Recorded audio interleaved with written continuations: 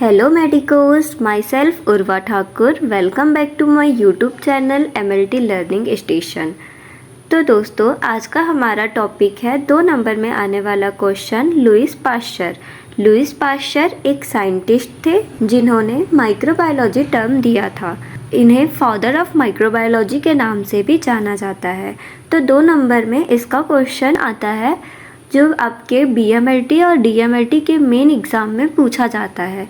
तो इसे हम 2 नंबर के लायक यहाँ कवर करेंगे। ठीक है फ्रेंड्स, तो लुईस पाश्चर एक फ्रेंच केमिस्ट, बायोलॉजिस्ट, माइक्रोबायोलॉजिस्ट थे। लुईस पाश्चर ने माइक्रोबायोलॉजी टर्म दिया था, इसीलिए इन्हें फादर ऑफ माइक्रोबायोलॉजिस्ट कहा जाता है। लुईस पाश्चर थे, उन्होंने फर्मेंटेशन की खोज की थी। फर्मेंटेशन क्या होता है कि वाइन प्रोडक्शन के टाइम पर जो यूज़ किया जाता है उसे फर्मेंटेशन कहते हैं।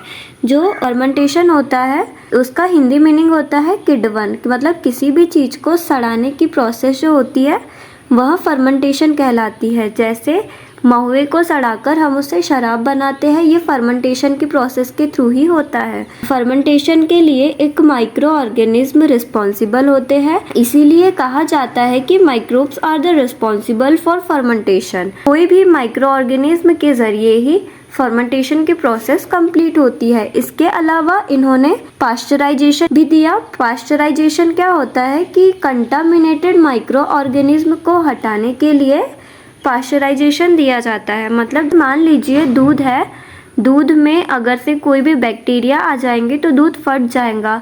अब उसको दूध को ख़राब होने से बचाने के लिए उसे हम कंटामिनेटेड फ्री करेंगे। ऐसे माइक्रो ऑर्गेनिज्म जो दूध को ख़राब कर रहे हैं उस माइक्रो ऑर्गेनिज्म को हटा देंगे हम। तो ये हटाएंगे कैसे? पाश्चराइजेशन की प्रोसेस के थ्रू। मतलब उन्होंने हीट ट्रीटमेंट चालू किया जिसे पाश्चराइजेशन के नाम से जाना जाता है। दूध को हम हीट कर देते हैं तो उस वजह से उसके जो माइक्रो ऑर्गेनिज्म होते हैं वह किल हो जाते हैं और दूध खराब होने से बच जाता है। यही प्रोसेस हमारी पाश्चराइजेशन की प्रोसेस कहलाती है। इसके अलावा इन्होंने स्पॉन्टेनियस जनरेशन को भी डिसअप्रूव किया था। अब स्पॉन्टेनियस जनरेशन क्या होती है कि इसमें पहले बताया गया था कि जो नॉन लिविंग मैटर होते हैं, नॉन लिविंग मैटर से भी लिविंग ऑर्गेनिज्म डेवलप हो सकता है। लेकिन लुईस पाश्चर ने इसे एक एक्सपेरिमेंट से प्रूव किया कि लिविंग ऑर्गेनिज्म से ही अगला लिविंग ऑर्गेनिज्म डेवलप होता है।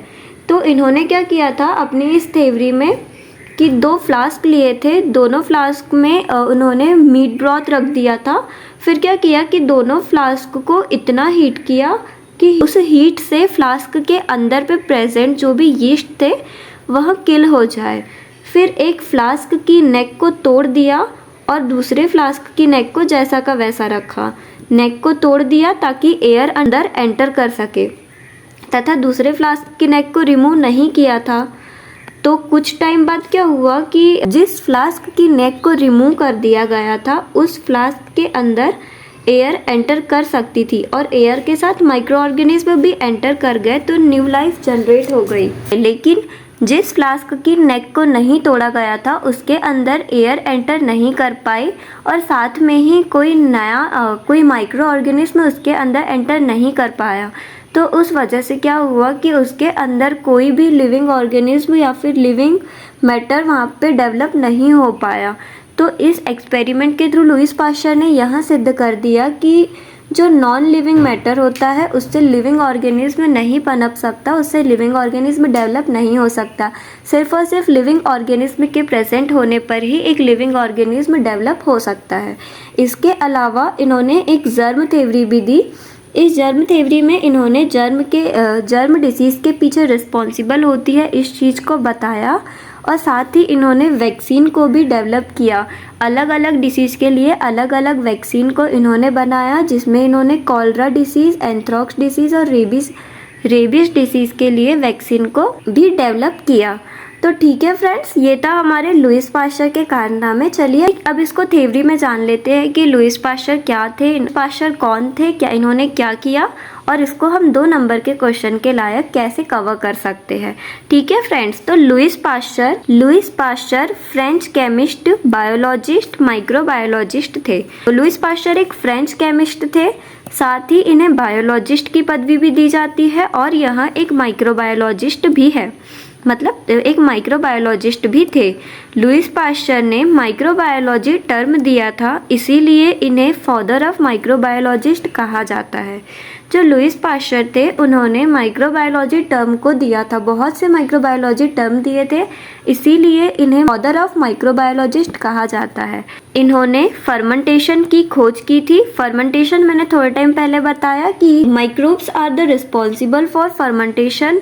माइक्रोब्स किसी भी चीज़ों को सड़ाने की प्रोसेस हमारी फर्मेंटेशन में आ जाती है, जिससे हम वाइन का प्रोडक्शन करते हैं। इस थ्योरी को भी दिया था। इन्होंने फर्मेंटेशन की खोज की थी। इन्होंने पाश्चराइजेशन की बेसिक टेक्निक और प्रिंसिपल भी दिया था। इन्होंने पाश्चराइजेशन भी मैंने थोड़े टाइम पहले बताया कि हम लोग मिल्क को बॉईल करके उसे कंटामिनेटेड फ्री करते हैं ताकि वह सड़ने से, खराब होने से बच जाए। मतलब कंटामिनेटेड माइक्रो ऑर्गेनिज्म को हटाने के लिए उसे हीट ट्रीटमेंट देना ही पाश्चराइजेशन कहलाता है। इन्होंने सन 1856 और 1857 के बीच फ्रेंच में वाइन और बियर में कंटामिनेशन की प्रॉब्लम को सॉल्व किया था। इन्होंने 1856 और 57 के बीच में वाइन और बियर में कंटामिनेशन की प्रॉब्लम को सॉल्व किया था, उसे कंटामिनेटेड होने से बचाया था।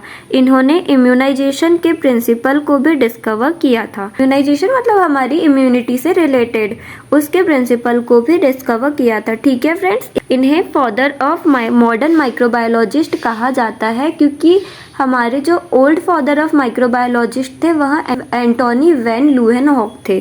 ठीक है फ्रेंड्स, आज के लिए इतना ही। मिलते हैं नेक्स्ट लेक्चर में। अगर आपको ये मेरा वीडियो लेक्चर पसंद आया होगा तो प्लीज़ लाइक करिए, शेयर करिए एंड सब्सक्राइब करिए। Thank you.